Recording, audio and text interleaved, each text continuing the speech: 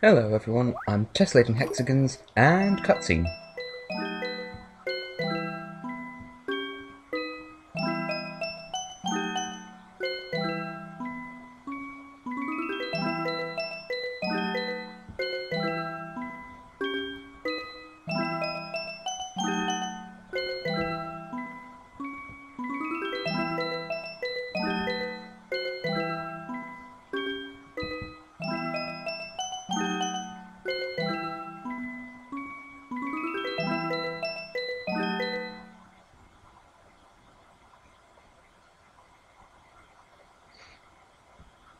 Yes, we are back with more Touch Detective in Episode 2, Disappearance, the Truth Hidden in the Cosmos. And we're back in the office because where better to begin a case than in the office? With a cup of tea, no less. Yes. There's always time for tea. Except it's cold. Cold tea is actually alright. But it seems like Cromwell is mis-serving tea on purpose. But what is this? What is this nonsense? Really? Now something that occurred to me fairly recently is... That's a kettle. That's not a teapot, that, good sir, is a kettle. It's a teapot that heats up its contents, therefore it's a kettle. Mr. Moustache. That said, I wouldn't mind having one for myself because it looks really cool, even if it did scare Fungi away. Well, to be fair, just heating up tea, I mean, that wouldn't make it taste any different. Oh, there's that really alarming doorbell again. Now, is it Penelope again? Because, you know... Oh, it's Mrs. Weird Fetish. Well, at least she might have an actual case this time. And the music kicks in so you know something's happening. Down in one, that's how I take my tea.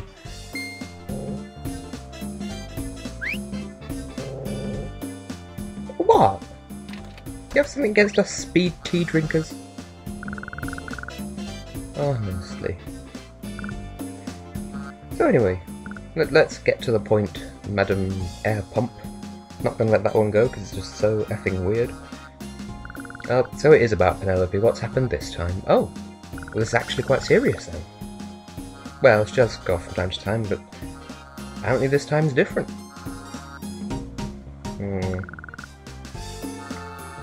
So we have an actual case in our hands for once, and yet again, Chloe's just gonna mess it up. Oh dear. She's got a gimmick. No, that's kind of... That's not a nice thing to say. Dear, oh dear. I have no words for this. Just Chloe's so insensitive and a bit dim. Like, there's nothing I could say that could add to that, to be honest. Stop being a dick to Beatrice. No, you won't, Chloe. This kind of belongs to us. This is our office, like, legally it belongs to us. You solve one case, you're not going to get it. Rude. Coming from you, Mrs. Budge in the office threatened to steal everything. Honestly. Now you're quoting Totally Spies. Again, good show. Don't let anyone tell you otherwise. Anyway, back to the matter at hand. Yeah, so we need to ask a bit about Penelope. Where's she gone? Because that might make this a lot easier. So she went to school... I don't think you actually see the school in this game. Or like in the other one or whatever. We know how she is, but let's see it from Beatrice's point of view. Apparently, this is more than just her being quirky. Now this is kind of an obvious question. Have you checked her room? Because that's kind of an obvious thing. Apparently there's nothing amiss there, but yeah. We'll just take the key and check out ourselves because... Oh yes, I forgot to show this in the previous episode. That sounds slightly familiar. Maybe it's just me. Anyway, yes, let's go and check out Penelope's room because we're a detective. Surely we can find something that Beatrice missed because all she did was come and, you know, check if Penelope was ill, but we know to actually look for something and oh my god, what's happened? She exploded! Handkerchief? So we've established that someone broke in and took Penelope by force, and they had a handkerchief and an order slip. Apparently Penelope had ordered something from Sweet Mountain. Oh, Sonic colours. And apparently we can't check the coat hanger stand. Oh, yes we can. Banana stand. Not even one banana there. So not only is Penelope missing, but her banana is missing too! What a travesty! And a photo album. So... and an indentation in the pillow. So either Penelope is a bad pun coming heavy sleeper, or someone punched the pillow, and those are the photos that are currently in there, but there's one missing, it seems. Well, we should probably report all this to Beatrice, since either she's so blind that she missed the obvious break-in, or it hadn't happened when she checked on Penelope earlier. So, let's see. And first thing that concerns her is, oh, something happened, and god damn it, we'll have to replace the window. Never mind the fact that Penelope's been abducted, but, you know, priorities, people. Let's check out the shopping plaza, because, as we can see, there's something here. Oh, it's a picture of Penelope. And we'll show Chloe this handkerchief. Perhaps she can help us with the investigation. It belongs to her, apparently. So, either a thief stole her handkerchief, then kidnapped Penelope, or she broke into Penelope's apartment. Oh, come on, Chloe, you're not fooling anyone. Anyway, here's a photo of Penelope. And it looks like, yep, it came from the photo album. So, I think we've pieced together what happened. It seems that Chloe broke into Penelope's apartment, so Penelope wasn't forcibly abducted, but rather Chloe turned up and messed things up in her attempt to help, and that's how useless she is. Hey, Chloe, what do you think you're doing? You're not the detective around here, you're just a crazy girl with some really nice highlights in her hair. Excuse me, you broke a window. Exactly, you bloody ransacked her home. Like, what's wrong with you, girl? Anyway, let's look at your stuff, otherwise you're a prime suspect in doing stuff. Obviously, we know from the opening cutscene that Chloe wasn't the kidnapper.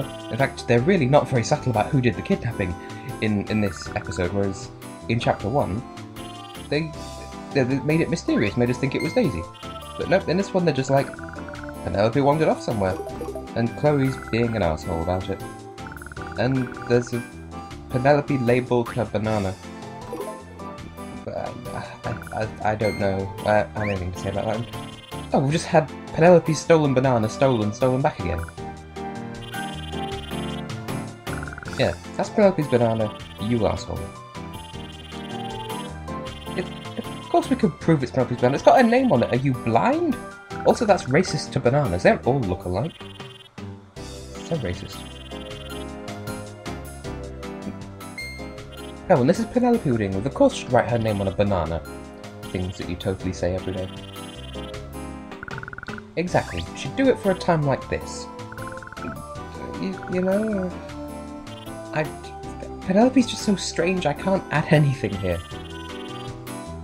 Now, that's kind of a weird way of wording what she's trying to say, and she says some weird stuff here, like, it doesn't sound like it was written by an English speaker, but whatever.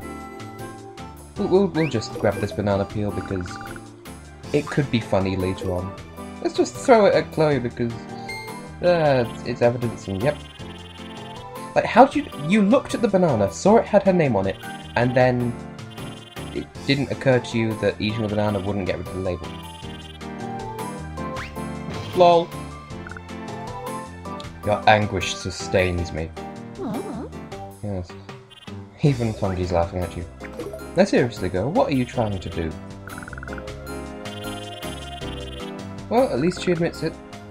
She broke in, she messed up the room, and kind of obstructed our investigation, but... Well, now that we have the photo, at the very least, we can start asking around, see if anyone's seen it. You are a criminal! You broke into... That was trespassing! Anyway, we have a photo album, so now we can ask around, see if anyone's seen this missing girl, and... What are you on about, though? Are you high? How can you say that we're cold-hearted when you're the one who broke into her room? Whatever. I'll talk to the lady here. I've been meaning to mention, she looks kind of like a cat. Like she has cat eyes going on. Anyway, I don't think you need to actually have to talk to her in here, but she does say some interesting stuff about Penelope. Yeah, she has a habit of just disappearing and... Yeah. Hang on, there's a line dialogue in here somewhere that's coming up and I don't remember where exactly it is. Yeah, it'll be in this bit. Yeah. She's been fairly quiet, but then again, that's not surprising when it's Penelope. You know, she could just say, nope, not saying anything, when apparently she's done that before for an entire week. Saying nothing and just pantomiming to herself, that's normal at this stage. I mean, that's very Penelope. Please excuse the quality of this commentary. I mean, I haven't been awake for very long and I just had lunch. That's kind of my life in a nutshell. And this is an important thing to note. We can't go to the fortune tellers just yet because they're open but need a reservation. Such is life. Anyway, we'll have a chat with Antoinette, see if she knows anything about Penelope. Yeah, she's missing for a couple of days. What is today's recommendation? I mean, it's not really relevant, you don't have to ask about this, but... Indian strawberry tart. Warning, may contain curry. Or not. Well, we'll just give it the order slip because... Oh. Rude. We haven't ordered... You owe us a bag of cookies or something. Anyway, we'll see if Dover's seen Penelope, because he's always chilling here, see if he knows anything. Apparently he does. Oh. Oh, that's slightly creepy.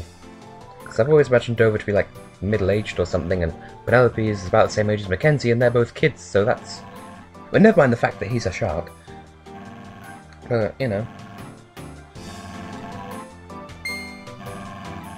What kind of a name is Lugol? Like, you know, if there's someone out there with that as an actual name, good for you, but it's just... It's not something I've ever heard as a name. Anyway, who is this chap? Yeah, we're just... You can totally tell we're joking. And with that, we've unlocked the Planetarium, which is one of the places that we can't go to straight away, and now I've unlocked it, so now we can go there. I don't know, I've heard a cat in heat before. It's... the organ grinder's significantly more musical, and we can just stroke the pavement gently out here. And oh, at some point you can check the fountain as well, and I was trying to do that here, but apparently you can't do it at this point. There's quite a bit in this chapter where I click around and sort of can't get it to do what I want it to do, because it can be a bit fuzzy sometimes.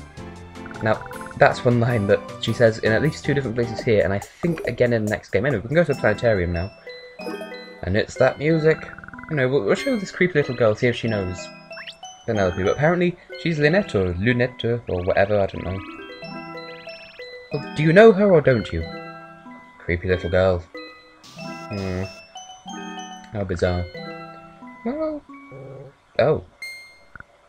So... That's incredibly poetic. Sounds a bit strange. Why can't you just say what you mean? Anyway, let's just gently caress this sign for a moment. Mackenzie, I thought you were above that. But it's another item for the touch list. And I thought maybe this bench would be as well, or that fence, but no such luck. And apparently Lugol has nothing further to say, so might as well just pursue that creepy little girl into the Planetarium, and oh my god, it's John the Weenie Man. Anyway. So they have a bowl of sweets. Now, I seem to recall they're having like different, like random flavours in there, but in my practice file and in this one I've only ever been able to get white chocolate. I mean, it doesn't make any difference. And then there's a plant pot down there that we can stroke suggestively. Now, yeah, let's ask John the Weenie Man about the little girl. Ah, her name's Lindsay or Lanza, I don't know, however you want to pronounce it. So, he knows her, and apparently she's a good girl and very sweet. Oh, stars, dolls, and chocolate. And I think you can only ask him about one of these 3 things. And dolls are probably the most pertinent to the story, but let's bring up chocolate, because chocolate's alright, but Now, I'm just going to go controversial here and say white chocolate is chocolate too. And to hell with anyone who says otherwise. And dark chocolate is horrible, but apparently salt can make it taste better. I'm going way off track here, but yes, for the sake of argument, we're interested in stars. Oh, and that's all it takes to get free admission. Interesting. So, is it really free? It sounds like a con. No? Oh, well then. Well, how can you maintain the place? Because planetariums are expensive places to run. You can't just do it for free. Well, actually, there is a price list. I actually forgot to check in this because it says something interesting. It's something like adults $5, children $4, attractive women $2, or something like that. So, apparently they are interested in making money. I don't know. Planetariums, how do they work? So, where was I just? I had to clip the commentary recording because my computer went a bit weird. Anyway, so, yeah, planetarium being strange. I made a weird face just then because I know it's the Westminster chimes, but I don't like the instrument they play it on. It makes me feel weird. But the show's about to start, so let's watch. Well, I don't know if there's anything to watch, but let's poke this chair. This is just the episode in which we touch everything, and it's the fortune teller. So how could she say reservations only when she's not even in? Oh, whatever. Come on, just withholding information from a detective, that's like illegal or something. Just, have you seen this girl? Hmm? Hmm? Well? Oh, come on. Oh, you're joking. You can't even get a word in, and then this happens. Bloody hell. And then there's that noise again, and it's over and she's gone. For crying out loud. Oh, let's talk to John the Weenie Man. There's nothing important to say, but we have found a card here, and oh, it belongs to the fortune teller, so that's our reservation, I suppose. Let's go and see her.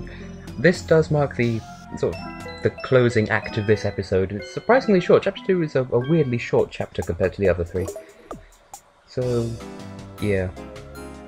Anyway, I'm not going to go into a whole spiel about like, comment, subscribe, whatever, because I'm not that sort of person.